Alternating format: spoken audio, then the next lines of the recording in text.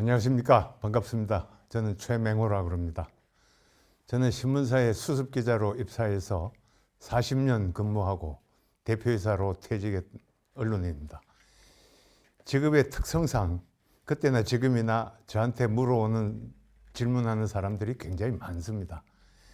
언론 자유가 좀 제약이 있었던 시대는 중요한 뉴스가 언론에 보도되지 않고 카더라 또는 루머로 돌아다니는데 그때는 이게 맞는 뉴스냐 이렇게 물어오는 사람이 있었는데 요즘은 물어오는 내용들이 이 뉴스가 맞냐 틀리냐 이렇게 물어오는 사람들이 제법 있습니다.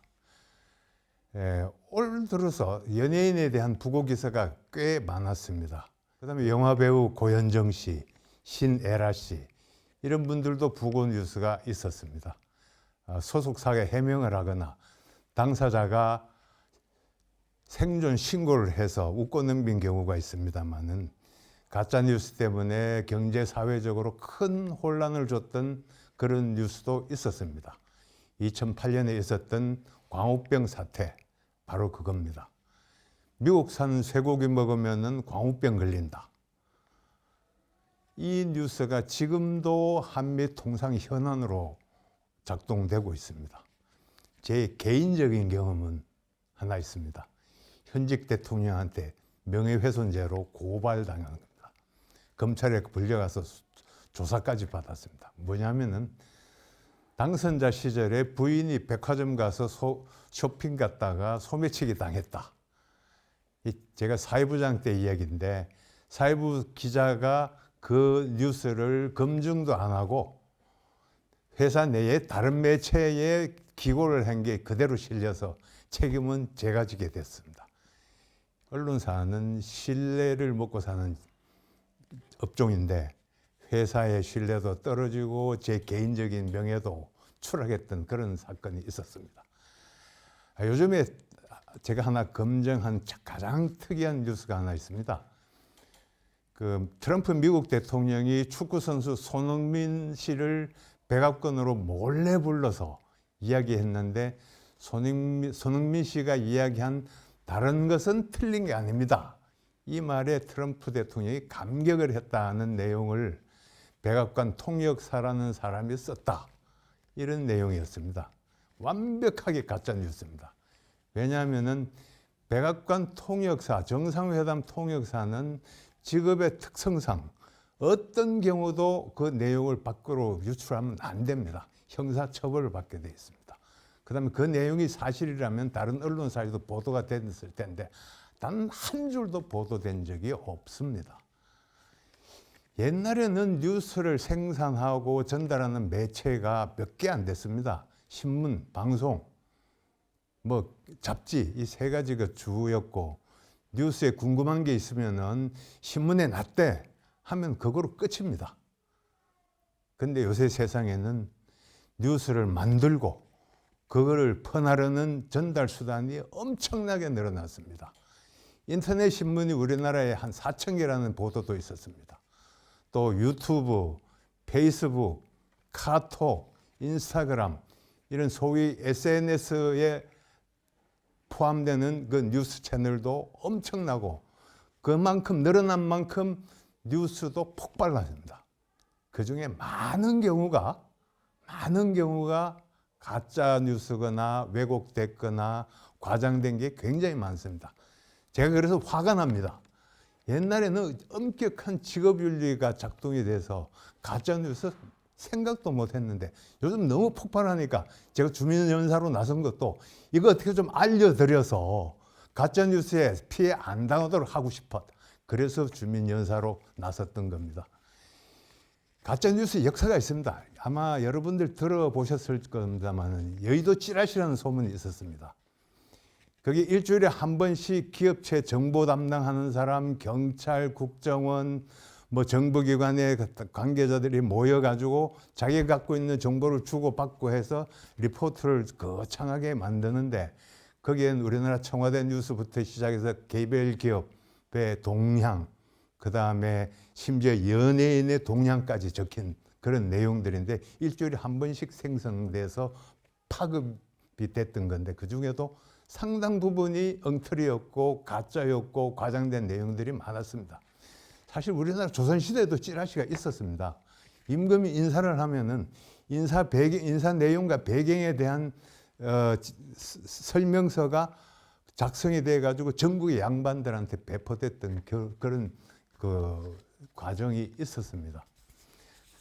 그럼 뭐가 가짜 뉴스냐? 사실 이게 한마디로 진단을 한다면은 굉장히 어렵습니다만 우리 주변에 일어난 많은 뉴스 중에서 내가 필요로 하는 뉴스 중에 이게 궁금하지 약간 이상하다 하는 거는 일단 의심을 해보시는 게 제일 좋은데 우선 완전 조작된 뉴스입니다. 예를 들어서 여기도 있습니다만은 올해 들어서 연예인의 사망 기사, 그다음 2000년에 북한의 김정은이가 사망했다는 CNN 보도가 있었습니다. 이거 완전히 가짜 뉴스인데 이게 공식적으로 확인되기까지 우리나라 안보 기관에서 비상이 걸렸던 적이 있었고요. 그 연예인 뉴스도 또 하나 있었습니다만은 엉터리 같은 굉장히 많았습니다. 왜곡되거나 편향되거나 과장되거나 하는 것도 가짜 뉴스의 종류에 들어갑니다. 광우병 사태가 예를 대표적인 건데 이게 사실은 쇠고기 먹으면 광우병 걸릴 수 있다는 것만은 팩트지만은 주저앉은 소를 병들어서 주저앉은 소를 광우병에 걸린 소라고 이야기하고 그 다음에 이거 먹으면 그냥 광우병 걸린다 이런 게 가짜 뉴스로 대표적으로 거론이 되는 거고요. 또 하나는 온라인 뉴스에서 자주 거론되는데 누가 올립니다. 루머를 올리면은 퍼날라요. 다른 데로. 그러면은 이게 순간적인 전파 속도가 굉장히 빠릅니다. 그렇게 되면은 이게 마치 사실처럼 굳어지는 이런 루머가 사실화되는 그런 경우가 많았습니다. 여기도 나와 있습니다만 가짜뉴스의 확산에 기여하는 플랫폼의 퍼센테이지가 나와 있는데 제일 많은 게 유튜브입니다. 특히 유튜브는 자기가 듣고 싶은 이야기만 골라서 듣는 습성이 있기 때문에 알고리즘이 자동적으로 보급을 해줍니다. 그 다음에 동조 현상이 있어가지고 이걸 막 퍼날라요. 그리고 또 특히 유튜브는 조회수가 많으면 돈을 벌기 때문에 요만한 기사도 엄청나게 부풀려서 과장하는 뉴스가 굉장히 많습니다. 그래서 저는 유튜브 거의 안 봅니다. 왜냐하면 엉터리 너무 많기 때문에. 두 번째는 카톡이나 메신저, 인스타그램, 페이스북 여기도 이건 하나의 특징이 있습니다. 아는 사람이 보내기 때문에 마치 맞겠다, 사실일 거다 이렇게 생각하는데 천만의 말씀. 틀린 게 너무 많이 돌아다닙니다. 그다음에 온라인 뉴스 여기도 소문을 올리면은 그거를 누가 퍼날라요. 퍼날르는데 불과 70회 나르는데 불과 몇십 분 안 걸리는 그런 경우도 있거든요. 굉장히 빠릅니다. 그런데 엄청난 해악이 되는 게 이 플랫폼에 문제가 있습니다. 그럼 가짜뉴스 어떻게 가려내냐? 이게 제일 중요한데요.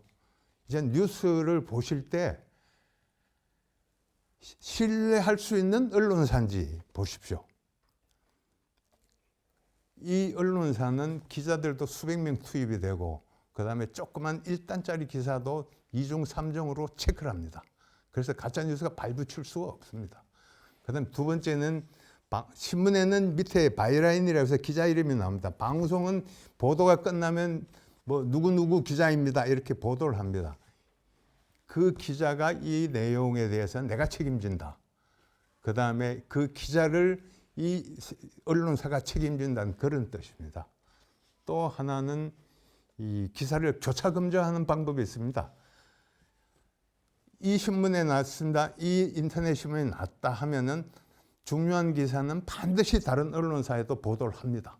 왜냐하면 굉장히 중요한 뉴스는 독자들한테 알려줘야 될 의무가 있고 책임이 있기 때문에 반드시 보도를 합니다. 특종 기사다, 단독 기사다 이런 것도 있습니다만 그것도 2, 3일 뭐 시간의 차이는 있습니다. 하루 이틀에 보도가 되고 특히 중요한 언론사는 인터넷 신문에 실시간으로 업데이트되기 때문에 교차 검증하기가 굉장히 쉽습니다. 요새는 특히 하나 더 사실에 대한 뉴스를 검증하기 참 편리한 게 AI라는 기가 막힌 도구가 있습니다. 이게 검색 기능을 뛰어나서 판단 기능까지 해주는데, 예를 들어서 이 기사가 맞냐, 내용이 맞냐 하면 물어보면은 그 배경까지 줄줄이 흘러나와요. 비교적 판단하기 굉장히 쉬운 도구가 있습니다. 다만 여러분이 갖고 계시는 스마트폰에 AI 도구 몇 개는 좀 장착하고 다니시다가 궁금하면 그거로 하시면 굉장히 빠른 기회가 됩니다. 또 조금 전문적으로 들어간다 그러면은 기사가 공정한지, 객관적인지, 한쪽으로 너무 편향됐거나 장사의 냄새가 난다거나 상품 선정의 냄새가 난다 그러면 일단 의심을 해보시는 게 좋고요. 소위 사이비 언론이라는 게 워낙 많기 때문에 돈 주고 뉴스도 조작합니다. 이쪽 부탁받아서 뉴스를 만드는 경우도 있어요. A 회사 부탁받아서 B 회사 비난하는 기사도 만듭니다. 그런 경우도 있기 때문에 편향이 돼 있거나 한쪽만 칭찬하는 경우, 이런 건 일단 의심을 해보시고, 또 이 사실과 주장을 구분할 수 있는 능력이 있으면 더 좋습니다. 그럼 비교적 간단한 게, 이 사실은 육하 원칙이 비교적 제대로 반영이 돼 있는 기사냐, 이거를 좀 주의를 깊게 따져보시면 쉽게 판단할 수가 있는 겁니다. 여러분, 뉴스 때문에 이 사회에 혼탁해서 화나는 경우도 굉장히 많을 겁니다. 사는 거는 선택의 연속이고, 선택은 바른 판단을 기준으로 하는 겁니다. 잘못 판단하면은 잘못 결정을 하게 되고, 그렇게 되면 경제적으로도 손해보게 되고 정신적으로 엄청난 스트레스에 쌓입니다. 그런 거를 예방하기 위해서는 뉴스를 바로 알 수 있는 방법을 좀 생각을 하셔야 되고, 특히 가짜 뉴스에 휘둘리지 않아야 여러분의 정신적으로 건전해지고 사회가 건전해지고 나라가 건전해집니다. 지금 제가 말씀드린 게 여러분 뉴스 보는데 조금이라도 도움이 되셨기를 기대합니다. 감사합니다.